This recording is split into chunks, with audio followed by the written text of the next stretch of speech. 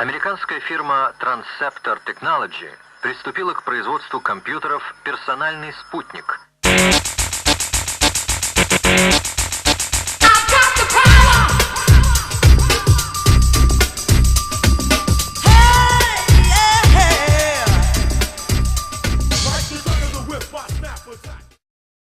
Armageddon Ahead, by Gilad Atzmon. Gilad Atzmon is a musician-composer. He is particularly well known for his political analysis, which is widely published. His website, gilad.co.uk. November 4, 2011 www.informationclearinghouse.info. It does not take a genius to gather that the Israeli aggression towards Iran would endanger every living species on this planet. Devastatingly enough, our Western governments do nothing to stop the Jewish state. That should not take us by surprise. Our politicians are largely funded and vetted by Israeli lobbies that openly support attack on Iran. Here in Britain, Defense Secretary Liam Fawkes had to resign 2 weeks ago when it became clear that he was breaching ministerial laws. The British press went out of its way to reduce the issue of his resignation into just another gayish mini-scandal. But we actually have strong reason to believe that Fawkes was working intensively for Israel. He was enthusiastically advocating Israeli interests such as an attack on Iran. Together with his best friend Adam Werity, he was also funded by the Israeli lobby. We know also that Fawkes and his flatmate Werity were in direct contact with Mossad, and were even warned by MI6 about it.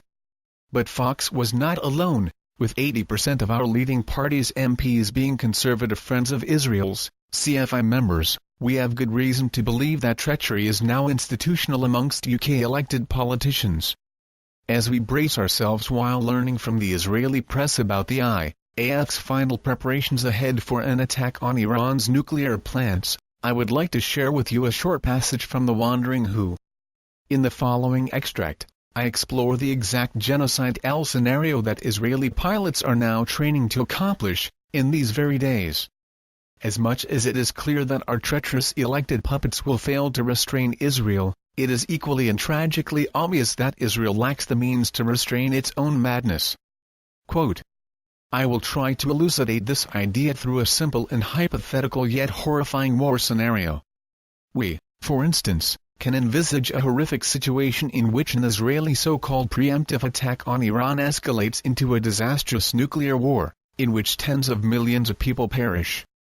I guess that amongst the survivors of such a nightmare scenario, some may be bold enough to argue that Hitler might have been right after all. The above is obviously a fictional scenario, and by no means a wishful one. Yet such a vision of a possible horrific development should restrain Israeli or Zionist aggression towards Iran. As we know, Israeli officials threaten to flatten Iran rather too often. In practice, pre-TSD Israelis make this devastating scenario into a possible reality. Pre-TSD. Pre-traumatic stress disorder. Within the condition of the pre-traumatic stress disorder, the stress is the outcome of a phantasmic event. An imaginary episode set in the future, an event that has never taken place. Seemingly, Israelis and Zionist politicians failed to see their own actions in the light of history. They failed to look at their actions in terms of their consequences. From an ethical perspective, the above imaginary scenario is there to prevent Israel from attacking Iran.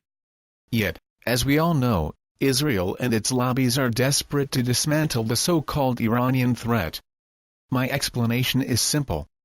The Jewish state and the Jewish discourse in general are completely foreign to the notion of temporality. Israel is blinded to the consequences of its actions, it only thinks of its actions in terms of short-term pragmatism. Instead of temporality, Israel thinks in terms of an extended present. The Wandering Who, page 179. The Jewish state and its lobbies are the greatest threat to world peace. If we want to save ourselves, there is no other way of doing so than looking closely into Jewish, Israeli and Zionist culture, identity and ideology. There is no other way of doing so than scrutinizing Israel's unique and relentless attitude towards lobbying. The issues we are dealing with here are not solely political, they are actually deeply philosophical, psychological and sociological, and it is also about life and death.